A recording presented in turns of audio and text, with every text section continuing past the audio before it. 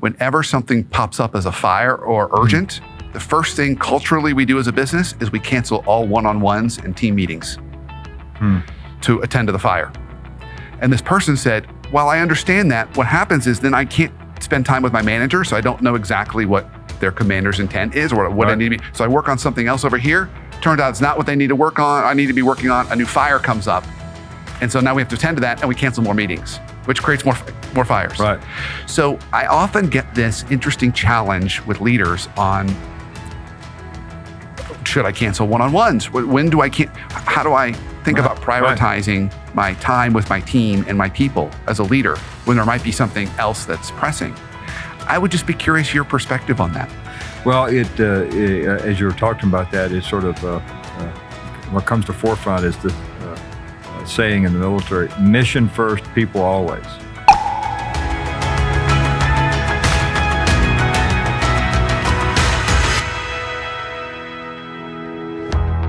On this week's episode of the Leadership Foundry Podcast, we are going to be talking about something so critical to every leader today that it just warrants discussion.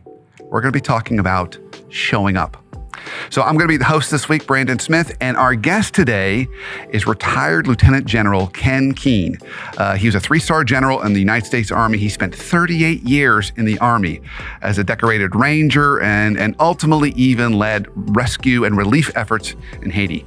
We've had Ken on not only this show, but also on the Workplace Therapist show multiple times. I just can't get enough of Ken. Ken now teaches leadership at Goizueta Business School here in Atlanta, Georgia. So today we're going to be talking about showing up. So take lots and lots of notes. I sure did. It's so relevant today, whether we're professionals and we're trying to figure out how do we show up in this new hybrid world, or we're leaders and everything's urgent all the time and we're feeling pressure to cancel meetings. How do we balance the importance of showing up in those situations too? So stay tuned. I know you're going to love the conversation. Welding together practical insights and powerful conversations to forge world-class leaders. This is the Leadership Foundry Podcast. Ken, as always, I'm so excited to have you on the show. So for this particular episode of the Leadership Foundry Podcast, we're going to talk about something that I think is so incredibly relevant today, and that is showing up. I mean, just that simple act of showing up.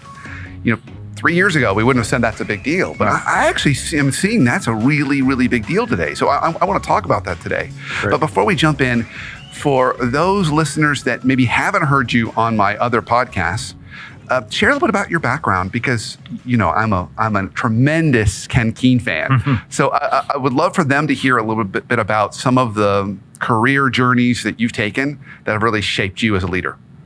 Well, I came to Emory in the fall of August 2013. So I've been at Goizueta Business School at Emory for a little over 9 years now. And I came there after spending a 38-year plus a few months career in the U.S. Army. So I came straight out of college, went into the Army, thought it'd be for 4 years. Mm-hmm. And like most things, I found in this particular case, I loved what I was doing in the Army, and particularly I loved, sort of the teamwork and the community and the closeness of the brotherhood, sisterhood that you have with your fellow soldiers and that we were serving with at the time, and so I just stayed, and the Army sent me all around the world. I worked over 11 years overseas. I spent most of my career in what we call Special Operation Forces, 75th Ranger Regiment. I commanded the 75th Ranger Regiment, spent about 8 years in the 82nd Airborne Division, commanded a battalion in 82nd Airborne Division, commanded a battalion and the regiment in the Rangers. And so I've been very privileged to have led some of our very best soldiers in our military. And then I thought when my career in the Army was over, I would transition and maybe go back to doing what I was set out to do when I entered the Army, which was I'd gotten my undergraduate degree in mathematics and secondary education. I thought I always wanted to be a teacher. I said, well, I'll go back and teach high school someday. Well, the Army, when they promoted me to general officer, I stayed about 9 more years and led at a number of organizations as general officer, but most prominently one that I talk to a lot of our students about and experience with companies and executives about around crisis leadership. I led Joint Task Force Haiti following the January 2010 earthquake in Haiti. Our military deployed over 22,000 men and women from all of our services to respond to that earthquake, and I happened to have been on the ground when it occurred and led that effort for about 4 months. And so that experience, after reflecting on it, there were a lot of great and hard-earned lessons about leading teams and organizations through chaotic crisis periods. So I've tried to incorporate that into the work that I do now at Goizueta Business School. Yeah, and for those folks that haven't heard my episode where I interviewed you about crisis leadership, you tell that whole story in depth. And it's a really powerful story because when you say you were on the ground when it happened, you were on the ground when it happened. And it was, you had to quickly in that moment help to create some kind of calm and focus and lead in the middle of that. And then I remember you telling the story that then you got rewarded to, I believe, to then go over to Pakistan to kind of smooth over relations after Osama bin Laden was removed. Yeah, so also a challenge. Yeah, that was another a great experience and one that I learned a great deal from as well. Yeah. Wow. Well, so and then when you retired, what was your final title? I retired as a lieutenant general or 3-star general, and in fact, I retired out of Pakistan as the commander of the Office of Defense Representative Pakistan is what we call it. Okay. Wow. Fantastic. So, folks, if you were wondering why I'm such a big Ken Keene fan, I'm hoping you're getting a little picture into this. So, Ken, I want to go back to a fundamental. It seems like during the pandemic, some of us have lost this fundamental that we just used to just take for granted. And that's the fundamental of just showing up. So when you think about showing up and you think about that in your career and you think about why that's so important, I would love to get your perspective on that. What does that mean to you to show up? Well, it means, to me, it means obviously not only your physical presence of showing up, but mentally being prepared to and committed to engage in what you're doing. I mean, for an MBA student or an undergraduate student, it means showing up in your class prepared to engage in the work, showing up on your team, being ready to do your part on the team. And so, to me, fundamentally, that gets to, from a leadership perspective, it gets to, before you can lead others, you have to lead yourself. So, to me, showing up is fundamental to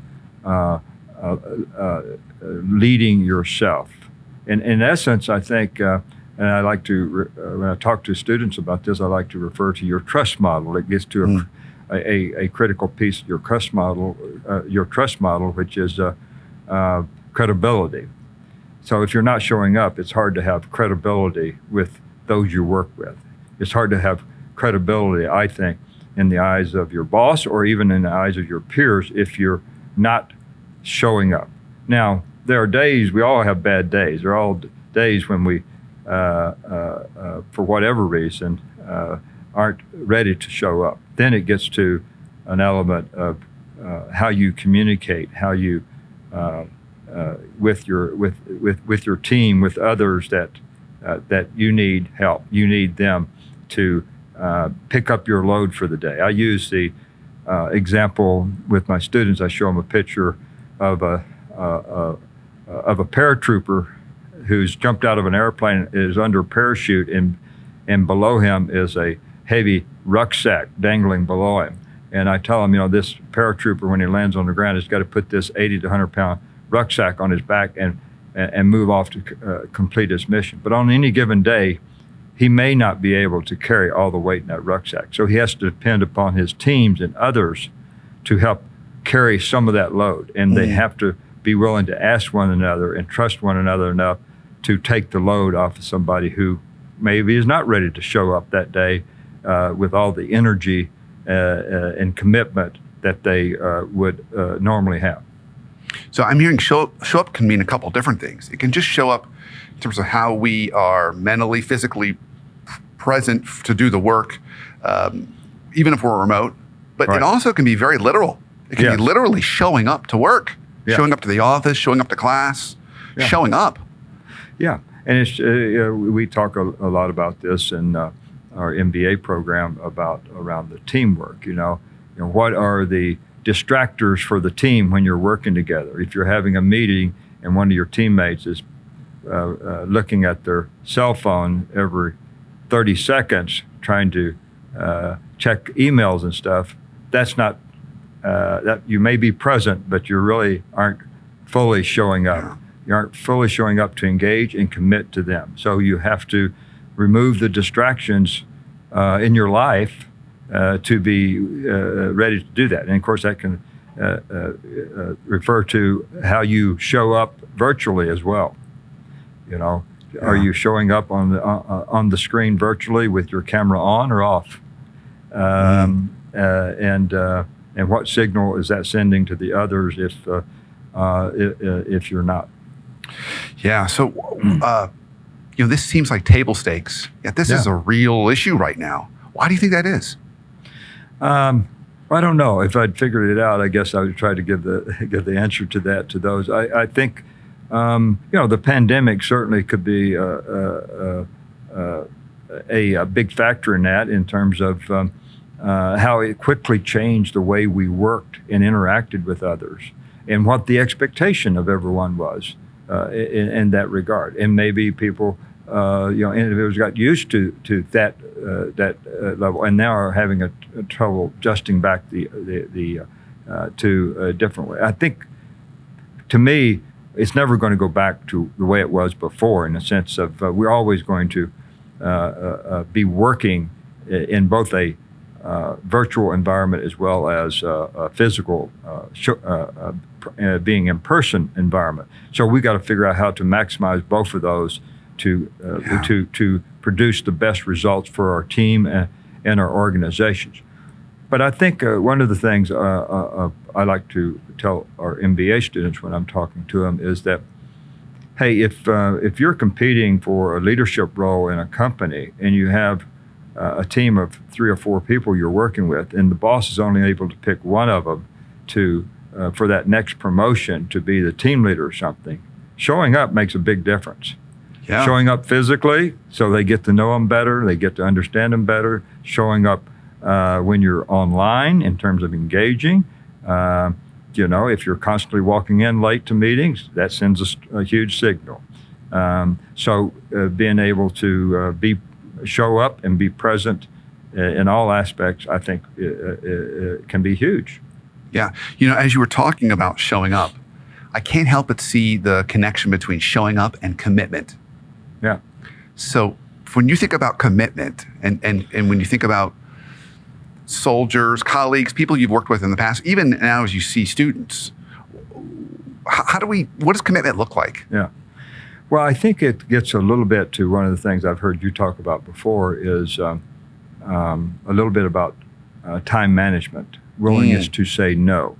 So what I do see is with a lot of folks is they take on too much, and they are doing a lot at a below average level, and they're not able to show up and commit to everything they're doing because they're struggling to manage the time to give enough to all the tasks. So they take on too much. So learning how to, what your own capacity is in terms of being engaged and taking on, not taking on too much to where you cannot show up and not be committed for the things that you are doing, I think is important. And there's, I think, a little bit of growing has to go into that. I think we all have to go through that. I know I personally struggle with learning how to say no after I retired from the Army. I wanted to get involved in lots of things. And you can obviously try to spread yourself too thin, and then you find yourself not being able to commit to everything that you sort of signed up to do. And time management is I think something that we all have to learn how to do in order to, one, show up and be committed to what you're agreeing to do. Right before we got into this conversation, before we started the conversation, you and I were talking offline about the 3 C's. Right. Would love for you to kind of go into those a little more depth because it ties into this. Yeah. So I think fundamentally to lead others, you need to know how to lead yourself. And I like to use the 3 C's to illustrate what do I mean by leading yourself. I mean, to me, it means you need to lead with character, meaning, what are your values? Having integrity, not obviously lying, cheating, or stealing, but having leading with a set of values and leading with character. The second one is you need to be competent at your job. For business school students, that means that having the business acumen. If you're going into marketing, you need to know as much as you can about marketing. You might not be the expert in the room, but you need to be competent at the skills and you have to have the insatiable appetite to learn as much as you can from those you work. So being competent. And the last one is credibility. It gets to what we've just talked about. If you say you're going to do something, you need to be able to deliver, and then you need to be able to communicate along the way, because it's not uncommon to, fall short in terms of delivering on time or deadline. So it shouldn't be a surprise to your teammates or your boss that you're not going to meet a deadline that you said you were going to. You should be able to communicate constantly with them what the process is. So to me, it's leading with character, being competent, and being credible in terms of leading yourself. And I can see how showing up would be important for really all 3 of those. That's right. I mean, because how do you demonstrate your values? Right. Well, by working alongside someone, but also how you work. Right. And then the competence and the credibility piece. It makes me think this week I've had a round of 360 interviews for a new leader that I'm coaching. And this leader's gotten promoted to more an executive level. So he's first time on kind of the broader executive team. And one of the more tenured members of the team I was interviewing, he said, this person's really talented. We all see him as very, very talented. But the one thing that he consistently does is he misses all the executive team calls because he always says that there's something pressing in his part of the business that he needs to attend to. Right. And this person's feedback was, he said, we're all busy. If the president calls a meeting, you should probably be there. Yeah, you should show up. You should show up. So I think somehow the pandemic has given us this belief that everything is optional. Yeah. And that we can just decide whether or not we want to show up to the president's call, decide whether or not we want to show up to class, decide whether or not we want to go into the office when customers are in town or whatever happens to be. And maybe we've gone a little too far. Yeah. I mean, you're signaling what your priorities are, right? Your presence obviously demonstrates your priority at that point in time. In my point in life, I can say family is important, but if I'm not showing up for my grandchildren's soccer team or swimming match, then I'm not walking the talk. Right. I've decided that something else is more important at the time. So that's become, I've tried to make family one of my values as I've gone into this phase of my life, and that means showing up and being present. And if my wife likes to remind me when I'm at home with the grandchildren, it means trying to set aside the cell phone, the computer, and not being drawn to it, which I'm not as good at. How often does she remind you of that? All the time. Yeah, I'm not very good at it, and my grandson too. But we all need accountability partners, right? And people who are going to hold us in check. Yeah. So if we're thinking about, let's start with students first, and then we'll talk about leaders second. Since you've got a whole group of MBA students, so these are full-time MBAs, evening MBAs, and even broader MBA populations you're working with. What's a good starting place for them? What would be maybe a piece of advice or a tactic or a practice that could help them get better at just simply showing up? I think they need to. One of my former bosses one time told me, he said, what's the priority for you? You're taking on your MBA from either full-time or as a working professional. So you're taking on this extra, what is your priorities as you're doing this as a student? What do you really want to do? There's an expectation that you're going to take classes and you need to be present for those classes. You need to do the work in those classes. You have professors who have done a lot of work.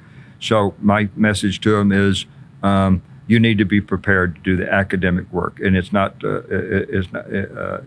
light load. It's a significant load. So you need to be, if you're going to take on an MBA or even undergrad, you need to be committed to do the academic work that you're required to do, I think, and what that entails. So we all need to make sure we understand that. So seeking help from others to make sure you're committed to that. And there's a lot of competing things when you're getting an MBA besides just your academic work. You're recruiting for internships, you're recruiting for jobs, you're trying to do coffee chats, a lot of stuff. So, when a student comes to me and says, I'm missing your class because I'm going to a coffee chat, I said, okay, you're making a choice. And that's more a higher priority for you. When I talk to leaders about this, I say, if you want to see where your priorities are, look at your calendar. You can say to your organization, your team, here are my top priorities. But if you're not spending your time in those areas, then they're really not your top priorities. So look at your calendar over a 2-week period. See where are you spending your time. Yeah, so I want to go down that path now of a leader just a little bit more to kind of, as we start to kind of round out our conversation around showing up. So that sparked something else that happened to me this week. So I was interviewing another client, 360s. This is a big 360 season for me right now, Ken, which I actually really love because I learn a lot about what's going on. You learn a lot about the pressures of the workplace. Right. So completely different business, completely different leader. And I'm interviewing this individual who's 2 levels down from this leader, okay? So not their direct report, but direct report's direct report. And they said, I love this leader. She's amazing. She's going to be the next chief marketing officer. She's really impressive. I have no real feedback for her, but we have a cultural problem around here. Whenever something pops up as a fire or urgent, the first thing culturally we do as a business is we cancel all one-on-ones and team meetings to attend to the fire. And this person said, well, I understand that. What happens is then I can't spend time with my manager, so I don't know exactly what their commander's intent is or what I need to be. So I work on something else over here. Turns out it's not what they need to work on. I need to be working on a new fire comes up. And so now we have to attend to that and we cancel more meetings, which creates more fires. Right. So I often get this interesting challenge with leaders on, should I cancel one-on-ones? When do I how do I think about prioritizing my time with my team and my people as a leader when there might be something else that's pressing? I would just be curious your perspective on that. Well, as you were talking about that, it's sort of what comes to forefront is this saying in the military, mission first, people always. So obviously if you got a fire going on, that means the mission's first. Okay, we got to address the mission, but you can't forget about the people. And you have to be able to balance both. So you do have to take care of the people. And that may mean, okay, even though I'm taking care of this fire, I need to still do these, maybe all the one-on-one meetings aren't critical enough, but I do need to engage with my people and keep them in the forefront. Even if I got a fire, there may be somebody on the team that I need to tell, hey, you need to take care of this personal business because I know you got this going on in your life. You got a sick mother to attend to, or we got a teammate we need. So you got to take care of your people, even when the house is burning down around you, and you cannot abandon it. I saw this a lot in the aftermath of the hurricane in Haiti. I was going to go there with you. I was curious because there's a real example of. That's a real catastrophe you're in the middle of. Everything was a fire. Everything was. So if everything is a fire that has to be put out, then it's hard to prioritize what the most important thing you need to focus on. But you can't forget about your people and the welfare and taking care of your people. Making sure their health and wellness as well. So that doesn't give you an answer for it. That's why leadership is an art, not a science, right?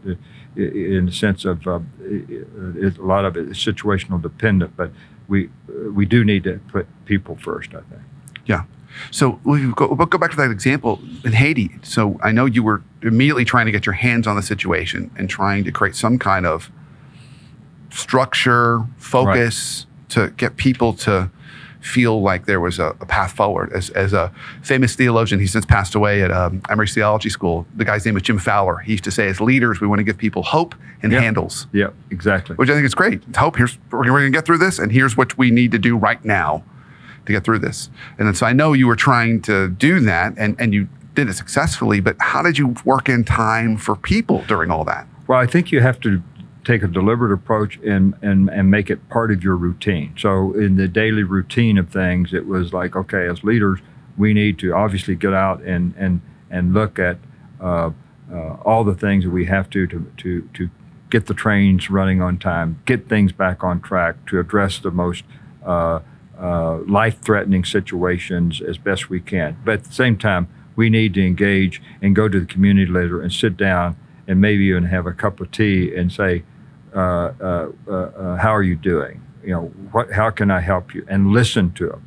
And so it meant what we tried to instill is, okay, it takes walk-around leadership. Every day it takes walk-around leadership. So you got to devote some time to ensuring you're getting out, walking around, even during the most desperate, hottest period. So in today's workplace, to me, that means when you're virtually, it may mean, okay, I'm going to set up 10 minutes to talk with this leader or this team today. Tomorrow we're going to do it. And it gets into your priorities and scheduling and being deliberate about engaging your people.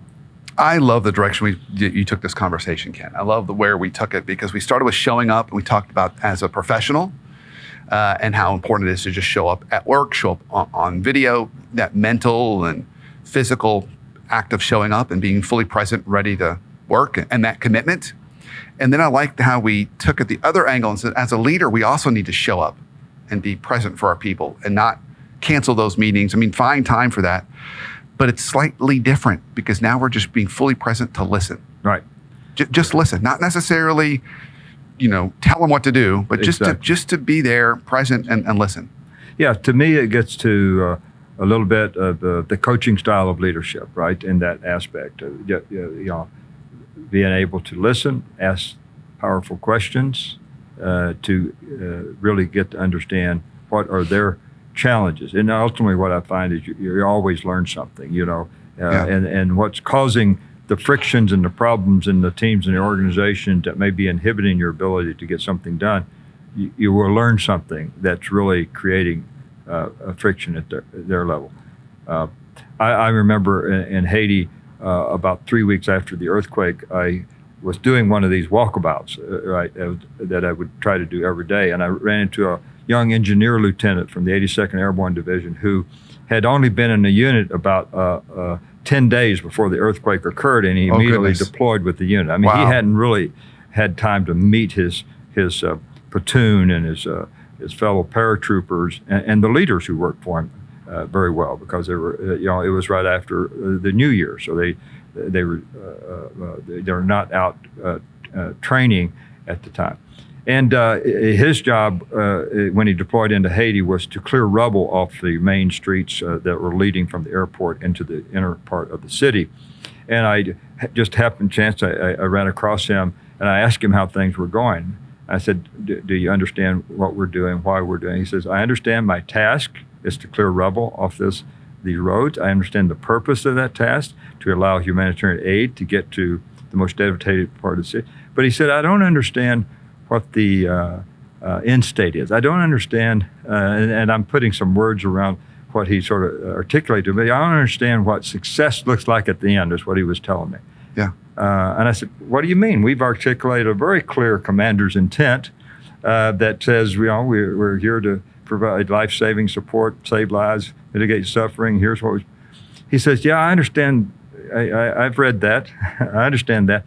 But what does that mean for me in terms of clearing? Because I've looked around this city, and I'll be here for 10 years clearing rubble. And I said, good question.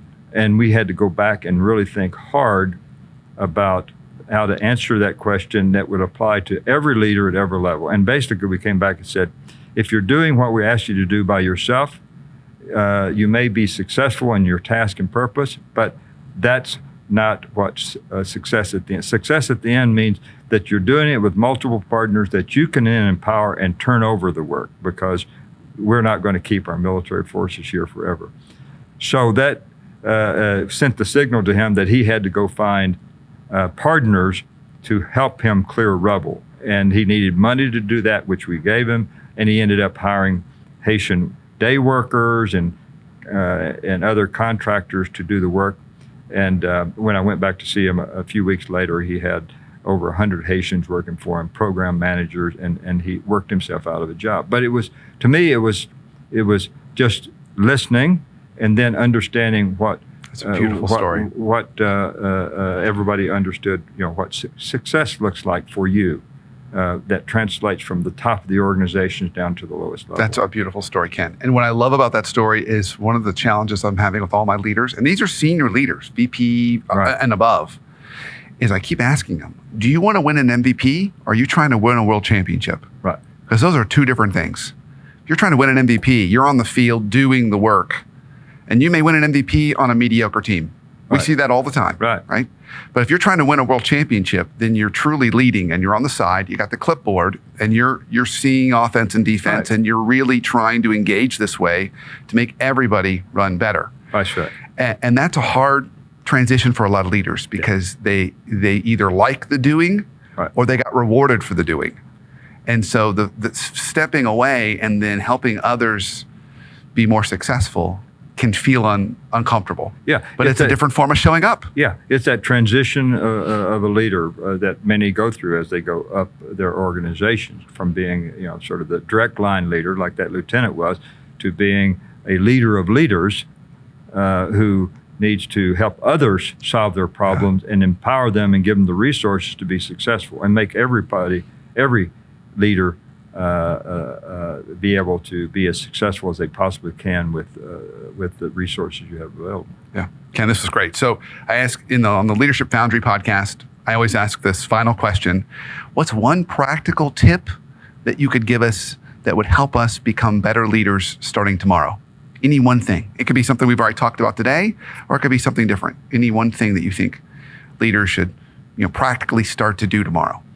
Well, I think something that was shared with me by one of my mentors one time is every day ask yourself, what can I do to help others be successful today?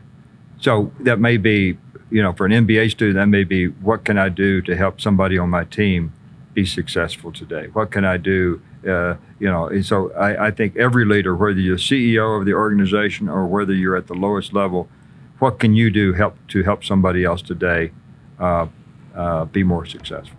So that'd be my tip. Ken, fantastic. As usual, I'll have to have you on again. Next time, maybe we'll do a deeper. We talked about possibly going down the path of a deeper dive into commander's intent today, because I know that's always something that my leaders struggle with.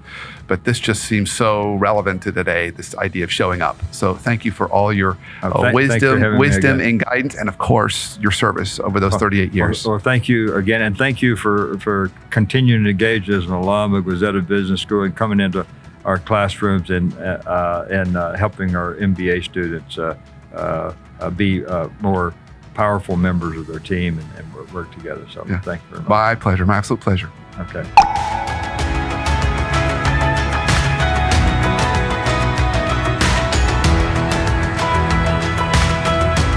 I absolutely, as I always do with my conversations with Ken, loved that conversation. He really hit home the importance of showing up. Just that simple act of showing up. And he defined it for us. He said, making sure we're showing up not only physically, but mentally. Being fully present. So what does that look like? It means sometimes keeping our camera on in those virtual meetings. It means making time to go into the office. And if we are going to go into a meeting, get there on time. Don't come in late. Make it a point, make it a priority. He really talked a lot about that. The other thing he talked a lot about was, as leaders, making sure we're showing up too, that we're being present and making time to be with our people. He used that great phrase from the military, which I think is so important for all leaders today. Mission first, people always. Mission first, people always. I can't tell you how many times I've had leaders today feel the pressure of the mission and they cancel their one-on-ones, they cancel their team meetings. People don't feel valued, they don't feel aligned, they don't feel supported. So just a great way for us to think about how we also are intentional about showing up today at leaders.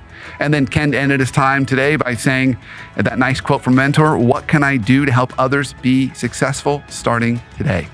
So I love that. Like, what can I help do to make others successful today? So I had lots more notes. I'm sure you did too. But the point is, what was your one takeaway from today that you can start to put into play to make you a better leader starting tomorrow?